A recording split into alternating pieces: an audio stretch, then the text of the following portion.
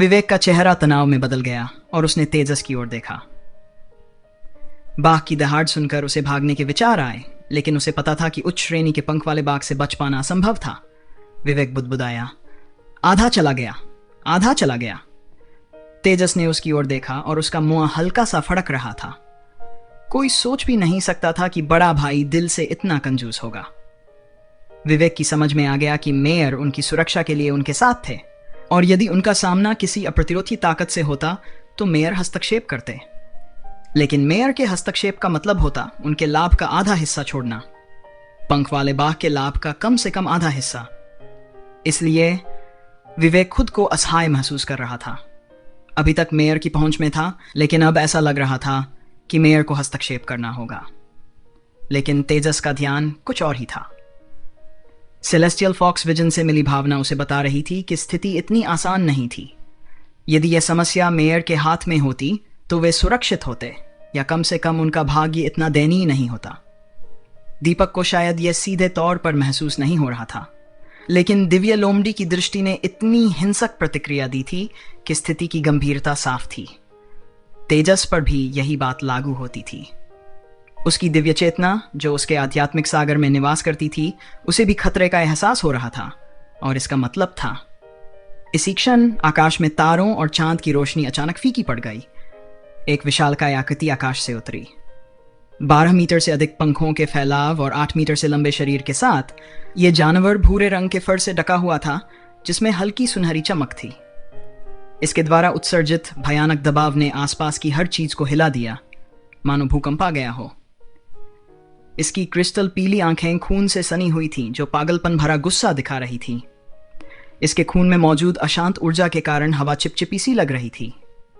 तेजस की निगाह में हवा का तत्व उस विशाल आकृति की ओर तेजी से बढ़ रहा था। उसकी पीठ पर चमकते सितारे और चांदनी ने गहरे सुनहरे रंग का एक बहता हुआ प्रभामंडल बना दिया। गौरव लाल ने अचंभित होकर कहा, क्या दुनिया में? वह है। उसे अच्छी तरह याद था कि उसने विंग टाइगर्स के बारे में क्या पढ़ा था, लेकिन उसकी याददाश्त में ऐसा कुछ भी नहीं था। यह बहुत बड़ा है, बहुत विशाल है। 8 मीटर लंबा बाघ, जिसके पंखों का फैलाव 12 मीटर से ज्यादा था। यह किस तरह का प्राणी था? विवेक के होंठ कांप रहे थे। उस पल उसे अब उन भौतिक संपत्तियों की परवाह नहीं थी जिन्हें वह खोने वाला था। पंखों वाला बाघ राजा। वास्तव में यह कोई साधारण पंख वाला बाघ नहीं था। एक परिपक्व पंख वाला बाघ 7वें क्रम का होता है, और शक्तिशाली वंश वाले लोग 8वें क्रम तक भी पहुंच सकते हैं। हालांकि उनके सामने खड़ा राक्षसी जानवर अपनी आंखों में पागलपन भरा गुस्सा और नफरत लिए हुए था। वह कोई साधारण 7वें या 8वें क्रम का पंख वाला बाघ नहीं था। उसके फर पर गहरे सुनहरे रंग की चमक उसकी शक्तिशाली वंशावली को स्पष्ट करती थी। दानवों में सबसे मजबूत रक्तरेखाएं स्वर्ण रक्तरेखाएं होती हैं, जो प्रमुख दानव कुलों की सीधी वंशावली से संबंधित होती हैं। हालांकि राक्षसी जानवर अपने अधिक उन्नत साथियों की तरह उच्च भावना का अभाव रखते हैं, और वे स्वर्ण रक्तरेखा को जन्म नहीं दे सकते जब तक कि वे किसी भाग्यशाली अवसर के माध्यम से अपनी चेतना को जागृत कर लें। केवल सबसे शक्तिशाली राक्षसी जानवर ही अपने रक्तरेखा में गहरे सोने का संकेत प्रकट कर सकते हैं। इस प्रकार अपने रक्त में गहरे सोने की झलक वाला राक्षसी जानवर अपने प्रकार का निर्विवाद राजा बन जाता है, और राक्षसी जानवरों की खाद्य श्रृंखला में सबसे ऊपर खड़ा होता है। वास्तव में अब इन बच्चों को केवल एक पंख वाले बाघ का सामना नहीं करना पड़ रहा था, बल्कि वे एक 9वें क्रम के पंख वाले बाघ राजा का सामना कर रहे थे। सरहद।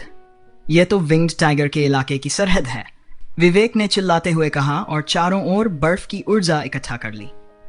तेजस ने कड़वाहट से मुस्कुराते हुए कहा, हम यहां से नहीं जा सकते। इस क्षेत्र में हवा का तत्व पूरी तरह से बंद हो चुका है। यह हवा के गुण का क्षेत्र है, यहां पर हम उड़ नहीं सकते। चांदनी अपने पंख जोर जोर से फड़फड़ा रही थी, फिर भी वह हवा का प्रवाह पैदा नहीं कर पा रही थी। वह जितनी कोशिश कर रही थी, उड़ान भरना असंभव हो रहा था।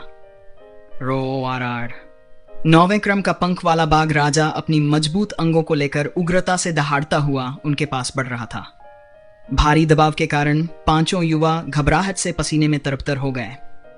गौरवलाल ने चिंतित स्वर में कहा, क्या आप सोचते हैं कि अगर हम इसे इसके बच्चे का शव दे देंगे तो ये हमें छोड़ देगा? तेजस की आंखें हल्की सी झपक गईं। तुम गंभीर नहीं हो सकते, इससे हम और जल्दी मर जाएंगे। तभी आसमान में एक विशाल आग की लपटें उठीं। इस चमकदार रोशनी ने तुरंत आसमान को रोशन कर दिया और धरती पर गर्मी ला दी।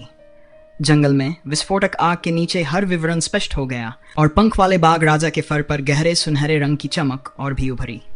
पंख वाले बाघ राजा ने कुछ आभास किया और आकाश की ओर दहाड़ने लगा। उठती हुई ज्वाला चंद्रमा का पीछा करते उल्कापिंड की तरह आकाश से नीचे आई और एक विशाल आग के गोले में बदल गई, सीधे बाघ राजा की ओर बढ़ी। वह यहां है। पंख वाले बाघ राजा के विशाल पंख अचानक फड़फड़ाए और एक शक्तिशाली हरा प्रकाश आकाश में उड़ने लगा। यह हरी रोशनी हल्के बवंडर की तरह घूमती हुई आसमान और धरती का रंग बदल रही थी। आसमान में हरी और लाल बत्तियां टकराई। नीली और लाल रोशनी का एक प्रभामंडल जमीन से हवा में फैल गया। रात का आसमान हरे और लाल रंग से जगमगा उठा, जो एक अविश्वसनीय रूप से शानदार दृश्य था। तुम अभी तक भाग क्यों नहीं रहे हो? क्या तुम मरना चाहते हो? अभय राव की गर्जती आवाज गूंजी। तेजस और बाकी लोग आखिरकार हरकत में आए। विवेक ने जल्दी से दीपक को अपनी पीठ पर उठाया और चारों ने दौड़ लगा दी। नौवें क्रम के शक्तिशाली जीव के साथ भिड़ना उनके बस का नहीं था, यहां तक कि इसके बाद की स्थिति भी उन्हें जल्दी निगल सकती थी। पंखों वाला बाघ राजा गुस्से में दहाड़ उठा। उसके पंख एक बार फिर फैल गए और दो हरे प्रकाश वाले ब्लेड, प्रत्येक 10 मीटर लंबे, सीटी बजाते हुए उनकी ओर उड़े। जहां भी ये ब्लेड गुजरे वहां कुछ भी स्थिर नहीं रहा। आसमान से एक लाल प्रकाश की छाया उतरी। उसके बाद एक जबरदस्त दहाड़ सुनाई दी, बाघ की दहाड़, जो तीव्र गर्मी से भरी थी।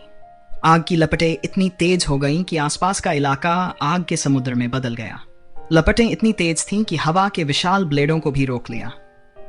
अभय राव का राक्षसी भगवान परिवर्तन ब्लेज टाइगर परिवर्तन था, जो ब्लेज टाइगर से उत्पन्न हुआ था।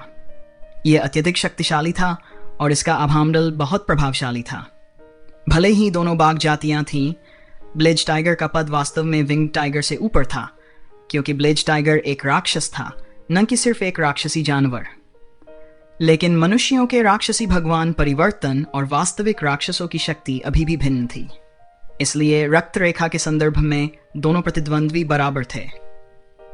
दुर्भाग्यवश मेयर जिस विंग्ड टाइगर का सामना कर रहा था वह एक 9वें क्रम का पंख वाला बाघ राजा था, जिसकी गहरी सुनहरी वंशावली थी।